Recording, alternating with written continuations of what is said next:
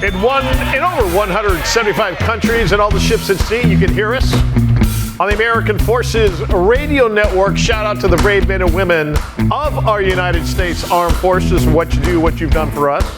We shout out every day, but we get to listen to the Day Trader Trio right there on stage, little DTT. Best in the business, no less than self-taught. Back here at the Bar Costa, it's Marybird Godwin and Sully. Hello there, good to have you along. And our good friend Corey Pearlman now joins us because he is the owner of Impact Social Media. He's a keynote speaker. He's Mary's favorite guest by a lot. I'm not afraid to say that because I met Mary when she handled social media at our first festival that we played at. I noticed that she was the big fish in a crappy pond, so we took her out and made her a bigger fish in a crappier pond. So welcome. Not true. Corey, how are you, sir?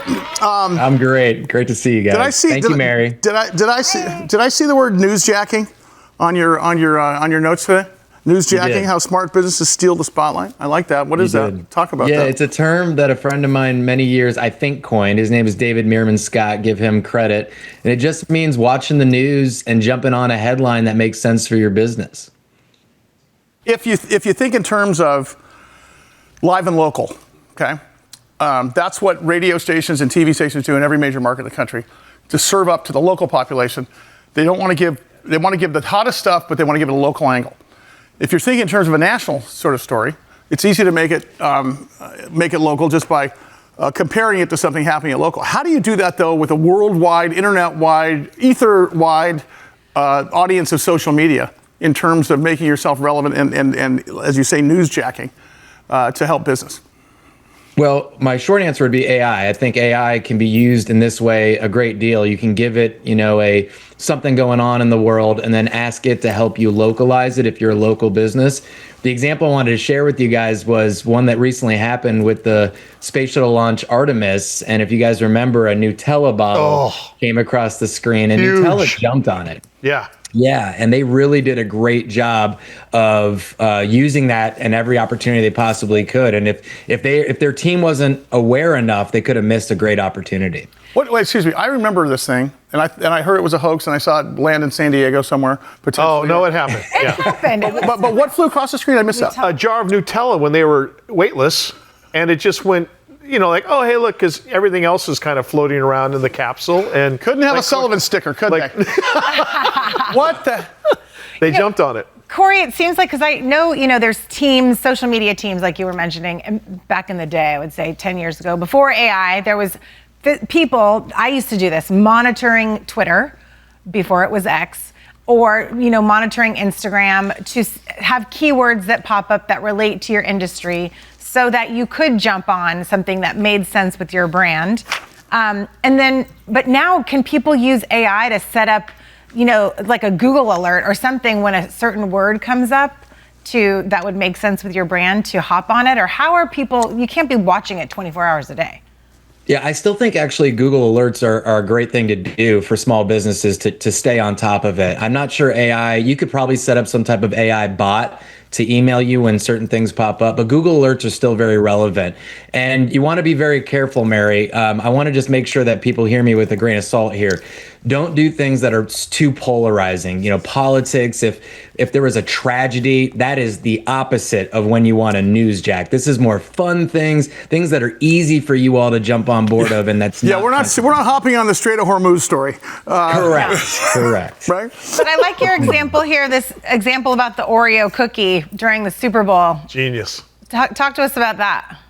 Yeah, this was over a decade ago, but if y'all remember, the Super Bowl went dark, all the lights went out, and literally in 20 minutes, there was a advertisement and Oreo jumped on it and made just a completely black screen and said, you can still dip your cookie in the dark, and just nailed it because they were there for it. And then contrary, just real quick, during the Beyonce Super Bowl, she mentioned Red Lobster, and it took Red Lobster 24 hours to chime back in, and they got skewered for it. So you got to be on top of things. Well, and that's the thing is who does best practices in any given organization? There's got to be, ask yourself 3 questions before you post this, right? Correct. I mean, and I think a lot of that's missing sometimes because someone's trying to be glib or someone's trying to be cute.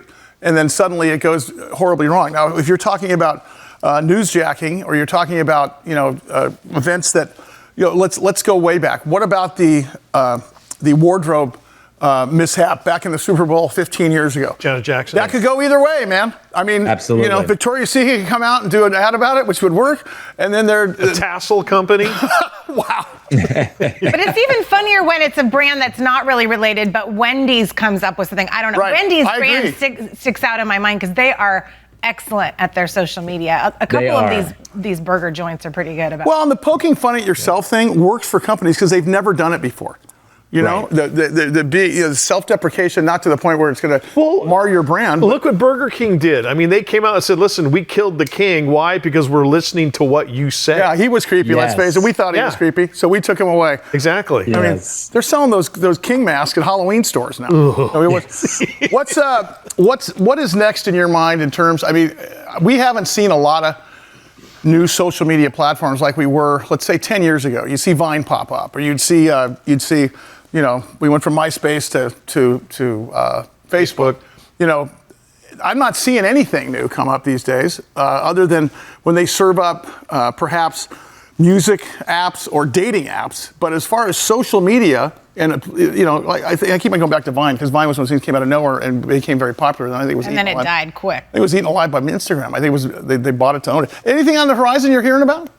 I think what you're seeing, Sully, is because AI is taking so much of the social media investment, just the investment as a whole, you're not seeing a lot of new social sites pop up, and instead the social sites are trying to win the AI race. So I think more so than anything else, it's which social site is going to figure out AI the fastest. And so Facebook's doing a great job, I have to say. So far, so good for them. Hey, are you still out speaking actively, or are you more concentrating on consulting and such? Is that your main gig still?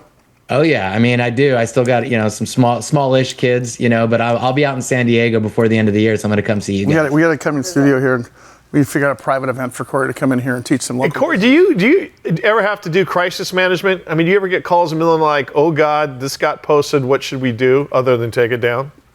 Yeah, we do. In fact, we just had one recently, and it's all hands on deck. It's well, really, someone really in this room, don't want to say anything. I happened to get Corey's phone number, What can you tell us, though? It was a tragic mistake that was made at early morning hours. But I want the key. We're not going to tell you her name, but her initials are Mary Burt Godwin. I was actually talking about myself. Oh, you were? Okay, I didn't want to throw you under the bus.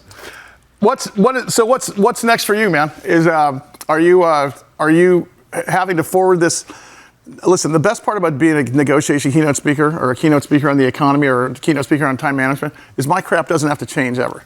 Your stuff has to change every week. Mine's changing all the time. I mean, are you still talking about this? Well, Sully, I'm gonna give you a shout out back, man. You keep me on my toes, So this show has enabled me to really stay up with the trends, and so what I talk about on your show is I go out on the road and talk about it on stages. So that's good. Well, I mean, because we're trying to ask, because we're fish when it comes to this stuff. I mean, Mary's a pro at it, but I'm still kind of trying to figure out how not to post on Instacart. But it does change all the time, so it is important to stay up on it and to talk it out and see what works and doesn't work. And you kind of got to try things, right, Corey? You do. Yeah, Corey, what I just heard was you owe us some royalties, my friend. I owe you some royalties. At least a couple beers. There you go. Corey Pearlman, social media keynote speaker. He's the owner of Impact Social Media Incorporated. Corey Pearlman, PERLMAN.com, ImpactSocialMedia.com. All right, we've got much more with the Big Biz Show. Please don't go anywhere.